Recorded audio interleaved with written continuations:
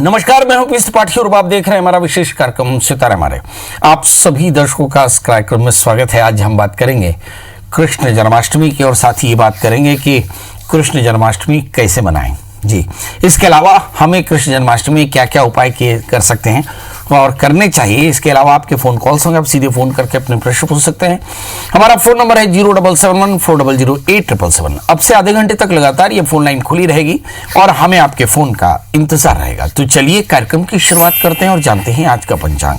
आज शुभ संवत 2077 शक 1942 सूर्य दक्षिणायन का भाद्रपद महीने की कृष्ण पक्ष की अष्टमी तिथि है और दिन मंगलवार। अष्टमी प्रातः 9:08 से प्रारंभ होगी। भरणी नक्षत्र, उसके बाद कृत्तिका नक्षत्र होंगे, अश्विनी भरणी कृत्तिका जी, और रात्रि को 12:57 तक आज चंद्रमा मेष राशि में होंगे। आज का राहु काल दोपहर 3:22 से 4:58 तक। तो दोस्तों ये तो था पंचांग और अब बात करते हैं जन्माष्टमी की। जन्माष्टमी भाद्रपद महीने के कृष्ण पक्ष की अष्टमी तिथि को मनाया जाता है और इस दिन मध्यरात्रि में भगवान कृष्ण का अवतरण हुआ था।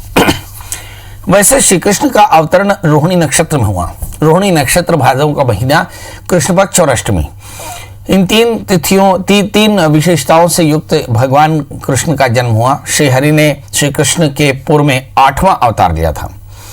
कंस के अत्याचारों से मुक्ति दिलाने के लिए भगवान प्रभु का अवतरण हुआ। इस दिन भक्त लड्डू गोपाल को झूले पर झुलाते हैं, झांकियां निकालते हैं। इस दिन भक्त कृष्ण भक्ति में लीन रहते हैं और व्रत का पालन करते हैं। जन्माष्टमी व्रत सभी प्रकार के व्रतों में श्रेष्ठ माना जाता है। व्रत के प्रभाव से सारे कष्टों से मुक्ति मिलती है। आज हम जैसा कि जानते हैं कि हमारे सभी दर्शक की जानने की कोशिश है, क्योंकि लगातार वे प्रश्न भी करते हैं कि पंडित जी जन्माष्टमी का पूजन का समय क्या है। तो हम आपको बता दें कि आज जन्माष्टमी तिथि, जैसे हमने कहा कि 9:08 से जन्माष्टमी प्रारंभ है और अगले दिन तक रहेगी।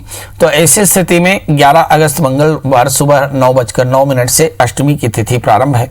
12 अगस्त को सुबह 11:16 यानी तिथि की वृद्धि है मगर 12 तारीख को सवेरे उदया तिथि के रूप में जन्माष्टमी मनाई जाएगी। अब बड़ा प्रश्न है कि निश्चित पूजन यानी भगवान कृष्ण का पूजन रात्रि काल में कब करना चाहिए। तो 11 तारीख की रात्रि यानी 12 तारीख लग जाती है कंप्यूटर के हिसाब से, रेलवे टाइम के हिसाब से। रात्रि को 12:05 से 12:47 यानी कुल मिलाकर के 43 मिनट की पूजा होगी। कृत्तिका नक्षत्र रात्रि को 3:25 तक है। इसके बाद कृत्तिका के बाद रोहिणी आती है और भगवान कृष्ण का जन्म रोहिणी में हुआ। अब बड़ा प्रश्न ये है कि जन्माष्टमी में क्या करना चाहिए। तो जन्माष्टमी में सभी लोग भगवान कृष्ण की भक्ति में व्रत करते हैं। तो सूर्योदय से पहले स्नान कर लें, उदय के बाद भगवान सूर्य को अर्घ दें, फिर भगवान का स्मरण करते हुए और वस्त्र धारण करें। धुले वस्त्र धारण करके हाथ में जल और पीले चावल लेकर के संकल्प लें कि मैं अमुक नाम वाला, अमुक गोत्र वाला आज भगवान कृष्ण की सायुज्यता के लिए, अपने सारे कष्टों की कृताकत की निवृत्ति के लिए आज मैं भगवान का व्रत करूँगी, भगवान कृष्ण के अष्टमी का व्रत करूँगी या करूँगा। और फिर 12 बजे बाल कृष्ण की पूजा करें।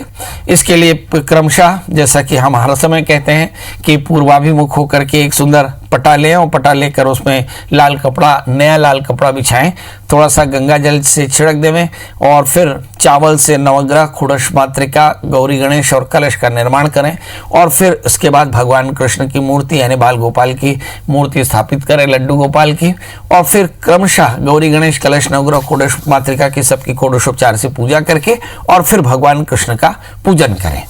और इसमें अर्घपाद्य आचमनी पंचामृत से भगवान का स्नान करा के, फिर साफ जल से भगवान का स्नान करा करके भगवान को पीतांबर धारण कराना चाहिए। भगवान का नाम पीतांबर भी है। फिर पीतांबर धारण करा करके सुंदर भगवान का आभरण करें, माखन मिश्री और मालपुए का भोग लगाएं। बाल गोपाल, लड्डू गोपाल को माखन मिश्री का भोग बहुत पसंद है। और फिर रात्रि जागरण करें, भक्ति भजन करें भाव के साथ में और भगवान के नाम का स्मरण करते जाएं। ओम नमो भगवते वासुदेवाय, इस मंत्र का जप करें और अधिक से अधिक जीव सेवा करें रात्रि जागरण के पश्चात। और फिर प्रातः काल उठ करके भगवान का पुनः स्नान करके, सूर्य को अर्घ दे करके भगवान का पूजन करें। और जो लोग एकादशी यानी 11 तारीख को व्रत रखेंगे वो 12 तारीख को, व्रत की पूर्णता करेंगे, और जो लोग 12 तारीख को व्रत करेंगे वो 13 तारीख को व्रत की पूर्णता करेंगे, यानी पारण करेंगे। अब बड़ा प्रश्न ये है कि इस कृष्ण जन्माष्टमी में व्रत करने से क्या होगा? तो भगवान संतान का सुख देते हैं।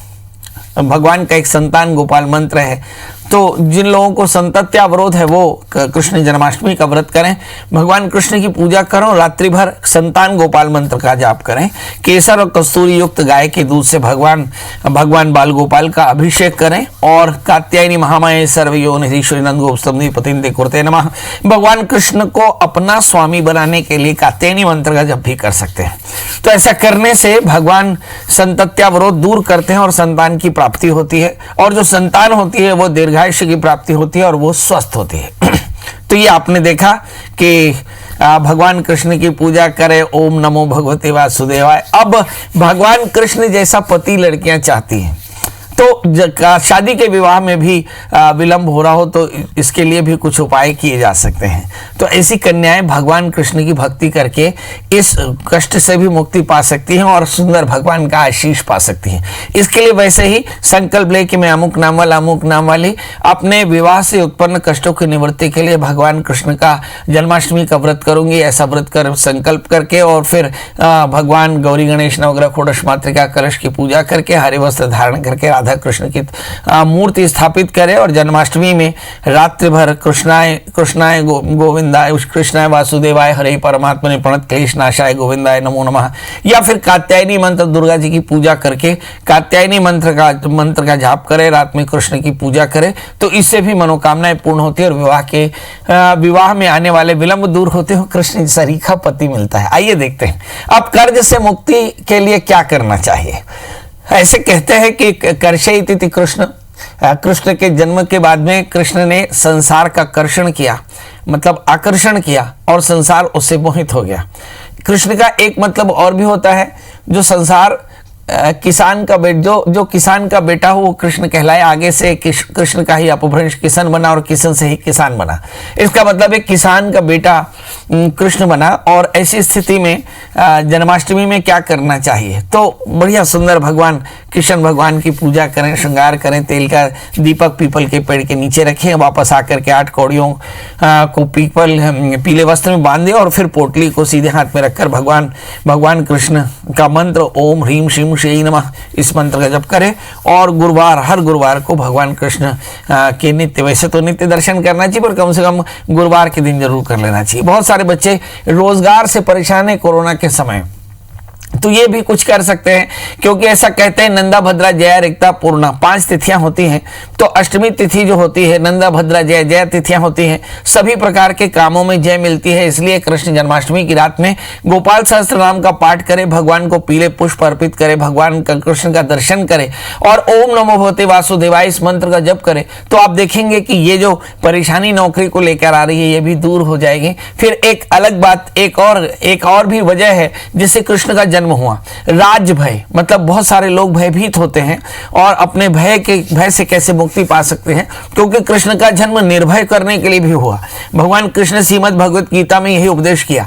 तो भगवान कृष्ण को किसी भी अष्टमी में, इसका अष्टमी में तो बहुत सुंदर है, इस अष्टमी का व्रत कर सके तो बहुत अच्छा। इसमें काले तिल और चावल भगवान को अर्पित करें। मंत्र ओम नमो भगवते वासुदेवाय, वसुदेव सुतम देव कंस चाणूर मर्दनम देवकी परमानंदम कृष्णम वंदे जगद्गुरुम, इस मंत्र का पाठ करें 108 बार, तो आप देखेंगे कि आपका भय भी दूर होगा। तो ये आपने देखा कि भगवान कृष्ण सभी प्रकार के समाधान करते हैं। बात करते हैं राशि के अनुसार लोगों का समाधान की मेष राशि वाले जातकों के लिए क्या करना चाहिए। तो मेष राशि वाले जातक लड्डू और अनार का भोग लगाए और ओम अंग वासुदेवाय नमः, अंग जो अकारो वासुदेवो इति, अंग जो बीज मंत्र है वह मंगल का बीज मंत्र है और ये आपके सारे कष्टों का, सारे अमंगलों का दूर नाश करता है। कारण क्या है कि मेष राशि में मंगल 12वें स्थान में है, इसलिए अंग बीज मंत्र का जाप करें, अंग वासुदेवाय नमः, तो बहुत अच्छा रहेगा। बात कर लेते हैं दोस्तों वृषभ राशि की। इस राशि वाले जातकों के लिए देखते हैं कि जो बृहस्पति है वह अष्टम स्थान में है। तो सुंदर दूध से बले हुए रसगुल्ले का भोग लगाए, ओम नमो नारायणाय इस मंत्र का 7 माला जप करें तो इनकी ग्रहों की परेशानी दूर होगी, क्योंकि बृहस्पति अष्टम स्थान में है। अब बात कर लेते हैं दोस्तों मिथुन राशि की, जिसके लग्न में राहु और अष्टम स्थान में शनि है।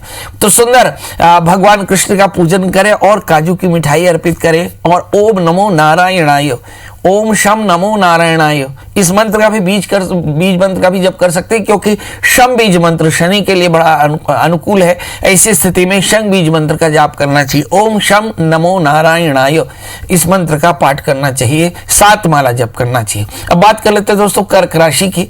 कर्क राशि वाले जातकों के लिए देखते हैं कि बृहस्पति 6ठे स्थान में बैठे हैं और मंगल की स्थिति देखते हैं, मंगल आपके भाग्य स्थान में, मतलब मंगल के कारण आपको भाग्य की वर्धना होगी। कर्क राशि वाले जातकों के लिए चाहिए कि नारियल की बर्फी और नारियल का भोग लगाए और श्रीमन नारायण आए, श्रीमन नारायण नारायण हरे हरे, ये तो बहुत अच्छा मंत्र है, इस मंत्र का जप करें तो इससे इनकी परेशानियां दूर होंगी। ये जो ऋण रोग व्याधि शत्रुता का कष्ट है, क्योंकि बृहस्पति 6ठे स्थान में 12वें स्थान में राहु है।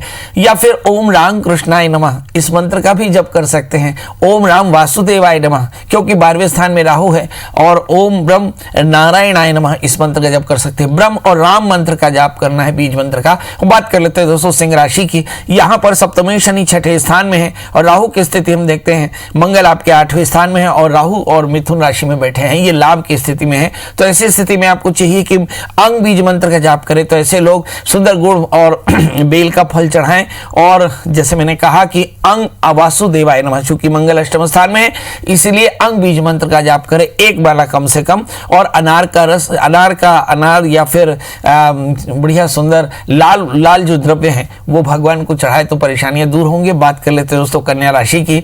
इस राशि वाले जातकों के लिए देखते हैं कि मंगल इस समय 7वें स्थान में है, मतलब अच्छे मित्र मिलेंगे।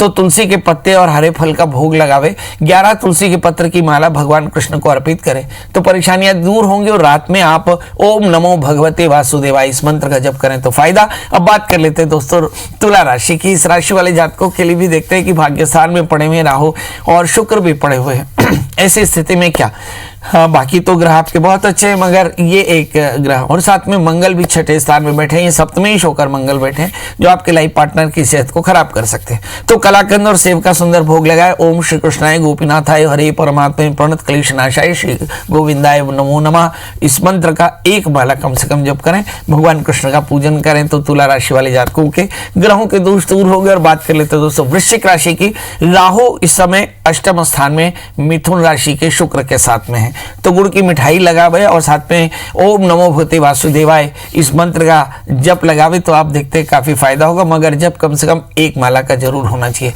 अब धनु राशि वाले जातकों के लिए बात करते हैं कि लग्न में तो गुरु केतु, मगर 7वें स्थान में शुक्र जो है वो रोगेश होकर के राहु के साथ में है। तो ऐसी स्थिति में लाइफ पार्टनर की सेहत या पार्टनरशिप में प्रॉब्लम आ रही है, तो ऐसे लोग बेसन की मिठाई का भोग लगाएं, साथ में क्षमा करेंगे राम बीज मंत्र का जाप करें। ओम राम कृष्णाय वासुदेवाय हरे परमात्मने प्रणत क्लेश नाशाय गोविंदाय वयम नमः। तो ये एक कम से कम 1 माला जप करे या 21 बार जप करे तो इससे परेशानियां दूर होंगी। अब बात कर लेते हैं दोस्तों मकर राशि की, जिसमें बृहस्पति और केतु 12वें स्थान में और 6ठे स्थान में शुक्र राहु बैठे हैं। तो अब मुझे ऐसा लगता है कि इस राशि वाले जातकों को सुंदर गुलाब जामुन और काले अंगूर का भोग लगाना चाहिए। ओम आंग शंकर शनाय नमः इस मंत्र का 1 माला कम से कम जप करें। 1 माला माने 108 बार। सुंदर रुद्राक्ष की माला हो या फिर तुलसी की माला हो या चंदन की माला हो, इससे आप जाप कर सकते हैं। अब बात कर लेते हैं दोस्तों कुंभ राशि की, जहां पर शनि जो है वो 12वें स्थान में बैठे हैं और इस राशि वाले जातकों के लिए निश्चित तौर पर थोड़ी परेशानी का वक्त तो है।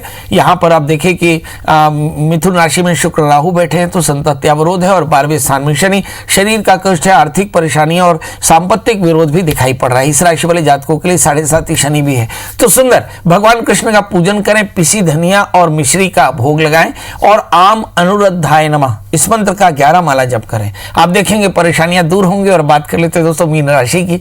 मीन राशि में लग्न में मंगल है, ऊर्जा बहुत अच्छी है और इस समय दशम स्थान में बृहस्पति केतु, मगर 4थे स्थान में शुक्र राहु पड़े हैं। जलेबी और केले का भोग लगाएं। ओम राम नारायणाय नमः इस मंत्र का जप करें। राम बीज मंत्र है, याद रखिएगा, राम बीज मंत्र है। राम बीज मंत्र राहु का, राम का और अग्नि का बीज मंत्र है। राम बीज मंत्र जपने से आपके पाप श्राप ताप सभी प्रकार के कष्टों की निवृत्ति होती है। तो राम नारायणाय नमः इस मंत्र का कम से कम 7 माला जप करें, आप देखेंगे कि आपकी परेशानियां दूर होंगी। फेसबुक लाइव के दोस्त और साथ में चैनल के दोस्तों को, पूरे देश को, और जो भी लोग हमारे विदेशों में भी इस कार्यक्रम को देखते हैं उन्हें कृष्ण जन्माष्टमी की ढेर सारी बधाइयाँ। हमारे साथ अनुराग सिंहदेव, इसके अलावा विजय पांडे, शेखर शर्मा, राम गुप्ता, रामा गुप्ता, अरुण श्रीवास्तव, मनोज साहू, मुकेश ढोडी, राकेश तिवारी, आप सबको ढेर सारी शुभकामनाएं। और आप लोगों से गुजारिश की अगर फेसबुक लाइव में भी किसी तरह का प्रश्न करना हो समय के रहते तो जरूर। इसके अलावा 11 बजे से लेकर के पंडित जी निःशुल्क तौर पर आपकी सेवा में है। 9753039055 में आप कॉल करें। आप परमात्मा की कृपा से आपकी सभी मनोकामनाएं पूर्ण होंगी। हमारे साथ पहली कॉलर हैं श्रुति। श्रुति जी, आपका बहुत बहुत स्वागत है। बताइए डेट ऑफ बर्थ, टाइम और प्लेस। 14/6/2004। एक बार फिर से बताएं बेटा। 14/6/2004। बहुत सुंदर। और समय बता दें। समय 10:04। और जन्म स्थान सवेरे या शाम? रात। अच्छा, और जन्म स्थान? झारखंड। झारखंड में कहाँ? डाल्टनगंज। डाल्टनगंज के हमारे एक दोस्त भी हैं, श्रीराम डाल्टन, माया श्रीराम डाल्टन, मेघा श्रीराम डाल्टन। चलिए बेटा, जानना क्या है? मुझे अपने करियर के बारे में जानना है कि मैं आगे गवर्नमेंट जॉब मिलेगी कि नहीं और कैसा रहेगा। अभी आप पढ़ाई क्या कर रही हैं बेटा? मैं अभी 12th क्लास में कॉमर्स सब्जेक्ट ली हूँ। बहुत सुंदर। इस साल इस समय कितना % आएगा आपका? गोल तो 80-90 तक है। अच्छा, बोलो अंकल, मेरे जीवन में बुराई क्या है, पूछो। मेरे जीवन में क्या बुराई है? मैं बहुत कंफ्यूज रहती हूँ। चलिए आइए देखते हैं। जीवन में बड़ी सफलता के लिए बस एक ही चीज बड़ी सावधानी से सबको अपने जीवन में अपनाना चाहिए, वो है एक कठोर अनुशासन और दूसरा है कठोर आज्ञा पालन। ये 2 चीजें अगर आपके जीवन में है तो जीवन का कोई भी लक्ष्य आपके लिए असाध्य नहीं है। याद रखिए, भगवान से लेकर के जीवों तक, देश से लेकर के और विश्व तक, घर से लेकर समाज तक, इन 2 चीजों का पालन जो समाज, जो स्टेज या जो परिवार या जो व्यक्ति करता है, जो मशीन करती है, वो हमेशा सर्वाइव करती है।